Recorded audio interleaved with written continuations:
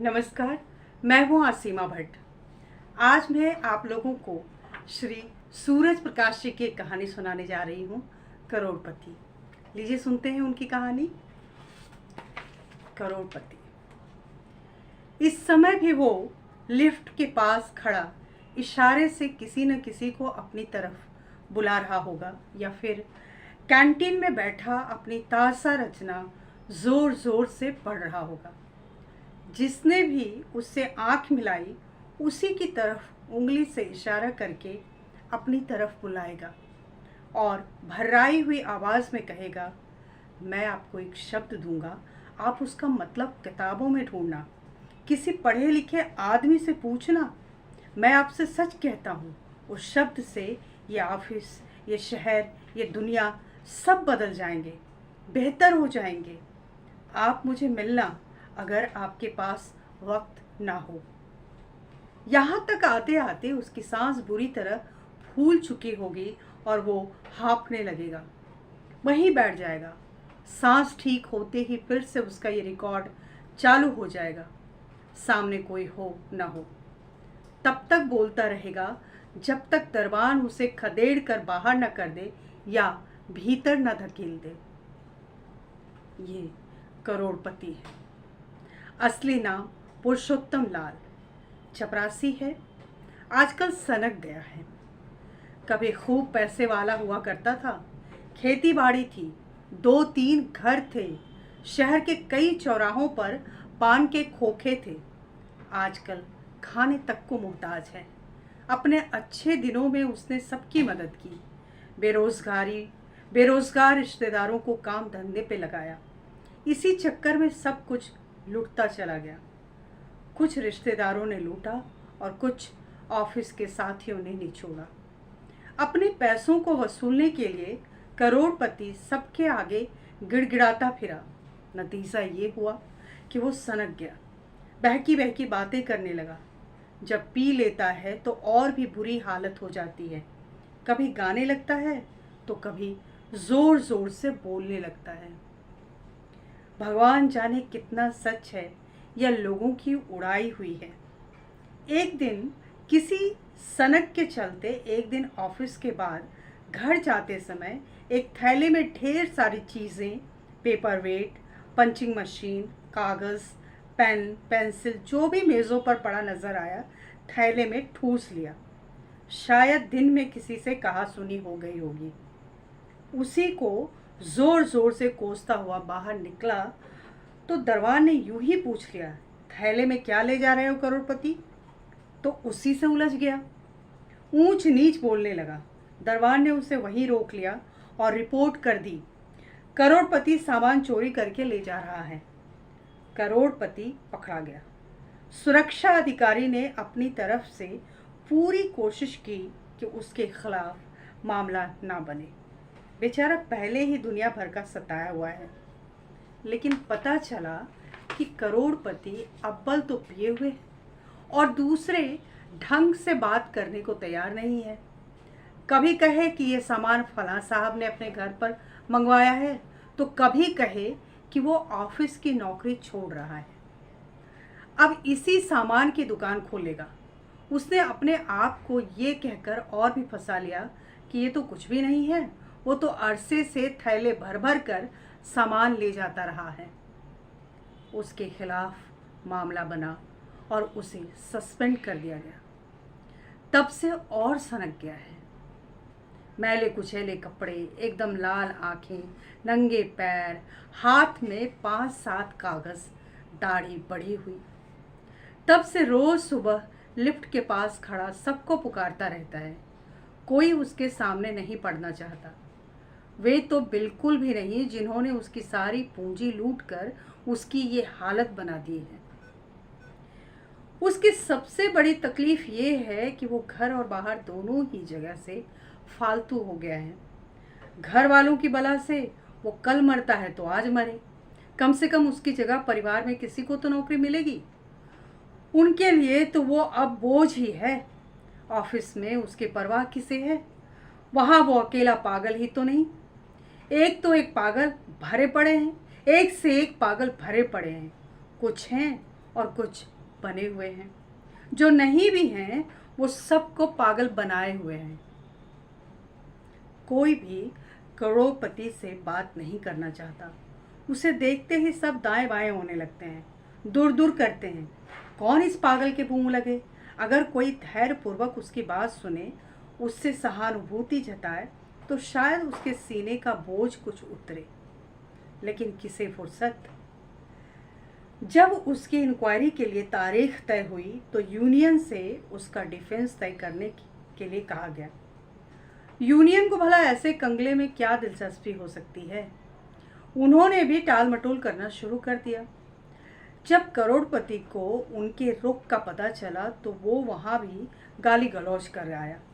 मुझे आपकी मदद की कोई ज़रूरत नहीं, मैं अपना केस खुद लड़ लूँगा। गुस्से में आकर उसने यूनियन से भी इस्तीफ़ा दे दिया। यूनियन को अलग रहने का बहाना मिल गया। चूँकि पुरुषोत्तम लाल यूनियन का मेंबर नहीं है, अतः यूनियन की तरफ से डिफेंस उपलब्ध कराना संभव नहीं है। मजबूरन ऑफिस ने ही उसके लिए डिफेंस जुटाया और केस आगे बढ़ाना शुरू किया। लेकिन करोड़पति अपने पैरों पर खुद ही कुल्हाड़ी मारने को तैयार हो तो कोई क्या करे। कभी इंक्वायरी में नहीं जाएगा, आएगा भी तो बात करने लायक हालत में नहीं रहेगा। अगर सारी स्थितियां उसके पक्ष में हो, वो आए, बात करने लायक हो, तो भी वो वहाँ कुछ ऐसा उल्टा सीधा बोल आएगा कि बात आगे बढ़ने के बजाय पीछे चली जाएगी। मैं एक एक को देख लूँगा, सब मेरे दुश्मन हैं, मेरी बात ध्यान से नोट कर लो, मैं बाद में फिर आऊँगा। इस तरह की उटपटांग बातें करके लौट जाएगा। इसी तरह ही चल रहा है करोड़पति का। पता नहीं खाना कहाँ से खाता है, पीना कहाँ से जुटाता है। इन दिनों उसे आधी पगार मिलती है, जो पगार वाले दिन उसकी बीवी ले जाती है। कम से कम बच्चे तो भूखे न मरे। इस पागल का क्या। संस्थान ने उसकी हालत पर तरस खाकर फिर से बहाल कर दिया है। अलबत्ता उसकी 4 वेतन वृद्धियां कम कर दी हैं। उसे नौकरी में वापस लिए जाने की एक वजह यह भी रही कि उसका ढंग से इलाज हो सके और एक परिवार बेवक्त उजड़ने से बच जाए। लेकिन हुआ इसका उल्टा ही। करोड़पति की हालत पहले से भी ज़्यादा खराब हो गई। काम करने लायक तो वो पहले भी नहीं था। इधर उसने 2-3 नए रोग पाल लिए हैं। आजकल वो बात बात पर इस्तीफा दे देता है। कभी उसे गाने का शौक हो रहा होगा, कुछ एक फिल्मी गीत याद भी रहे होंगे, उन्हीं में से कुछ शब्द आगे पीछे करके ले आता है। टाइपिस्ट सीट पर बैठे भी नहीं होते हैं कि सिर पर आ धमकता है। इसे टाइप कर दो, अभी किशोर कुमार इसे गाने वाले हैं, वो स्टूडियो में इसकी राह देख रहे हैं, वे नहीं गाएंगे तो मैं खुद गाऊंगा। और वो वहीं शुरू हो जाता है। भर्राए हुए गले से करोड़पति गा रहा होता है और सब खिखी खिखी हंस रहे होते हैं। पिछले हफ्ते उसे सस्पेंशन की अवधि की बकाया रकम मिली है। उसी पैसे से पी जा रही दारू का नतीजा है ये। अगर टाइपिस्ट ये तुकबंदी टाइप करने से मना कर दे, कैंटीन से चाय मिलने में 3 मिनट से ज़्यादा लग जाए, तो कोई बिल एक ही दिन में पास न किया जाए, तो वो तुरंत इस्तीफ़ा दे देता है। बेशक अगले दिन उसके बारे में भूल जाए और किसी और बात पर कोई नया इस्तीफ़ा दे दे। कई बार उसके 5-7 इस्तीफ़े जमा हो जाते हैं, जिन्हें डायरी क्लर्क एक किनारे जमा करती रहती है। जहाँ तक उसके इलाज का सवाल है, करोड़पति को डॉक्टर के पास ले जाया जाता है, उसकी तकलीफ़ बताई जाती है, दवा भी मिलती है, लेकिन खाने के लिए तो करोड़पति को एक और जन्म लेना होगा।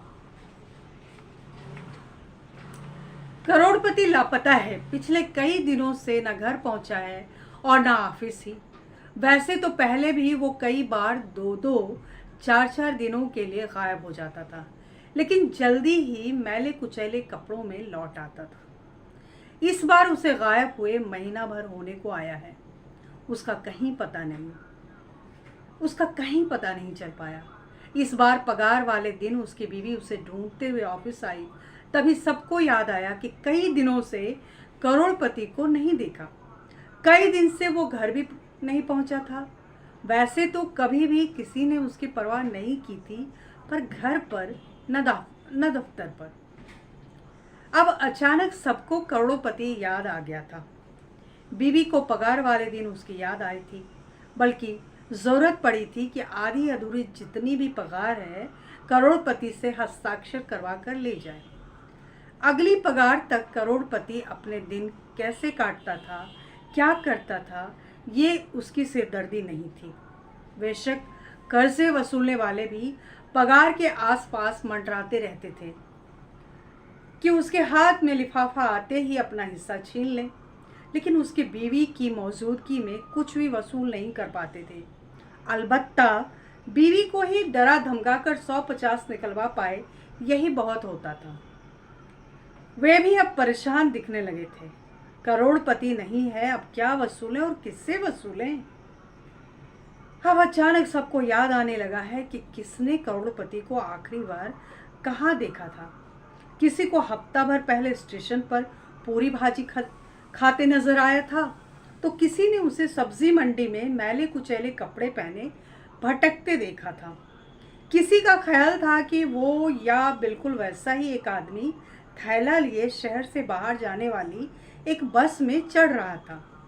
जितने भी लोग थे करोड़पति के बारे में अपने कयास भिड़ा रहे थे। कोई भी यकीन के साथ बताने को तैयार नहीं था, बल्कि कुछ लोग तो इतनी दूर की कौड़ी खोज कर लाए थे कि तय करना मुश्किल था कि किसके कयास में ज़्यादा वजन है। एक चपरासी को तो पूरा यकीन था कि पिछले हफ्ते रेलवे पुल के पास भिखारी जैसे किसी आदमी की जो लाश मिली थी, हो ना हो वो करोड़पति की ही रही होगी। अलबत्ता ये खबर देने वाले के पास इस बात का कोई जवाब नहीं था कि अगर वो करोड़पति की ही लाश थी तो उसने पहले खबर क्यों नहीं दी। और ये इस तरह की कई अफवाहें अचानक हवा में उठी और गायब भी हो गई। ऑफिस में तो उसकी मौजूदगी गैर मौजूदगी महसूस ही नहीं की गई थी, लेकिन उसकी बीवी वाकई चिंता में पड़ गई थी। उसकी चिंता करोड़पति की पगार को लेकर है, जो उसे बिना करोड़पति के हस्ताक्षर के नहीं मिल सकती है। उसने ऑफिस से करोड़पति की गैर हाजिरी का प्रमाण पत्र ले लिया है और थाने में उसके गुमशुदा होने के बारे में रिपोर्ट लिखवा दी है। किसी तरह रोते पीटते अपनी गरीबी की दुहाई देते हुए उसने उसके गुमशुदा होने का प्रसारण भी दूरदर्शन पर करवा दिया है। लेकिन इस बीच करोड़पति लौट आया है, न उसके बारे में कोई खबर ही मिली है। 3 महीने तक इंतजार करने के बाद ऑफिस ने हर तरह की कागजी कार्रवाई पूरी करने के बाद संस्थान का मकान खाली करने का आदेश उसकी बीवी को दे दिया है। उसकी बीवी की सारी कोशिशों और अनुरोधों के बावजूद ऑफिस से करोड़पति का एक पैसा भी उसे नहीं मिल पाया है। इस बीच उसने करोड़पति की जगह नौकरी के लिए भी अप्लाई कर दिया है, जिसे ऑफिस ने ठंडे बस्ते में डाल दिया है। करोड़पति की जगह नौकरी पाने के लिए उसे या तो करोड़पति का मृत्यु प्रमाण पत्र लाना पड़ेगा या उसके गुमशुदा होने की तारीख से कम 7 बरस तक इंतज़ार करना पड़ेगा।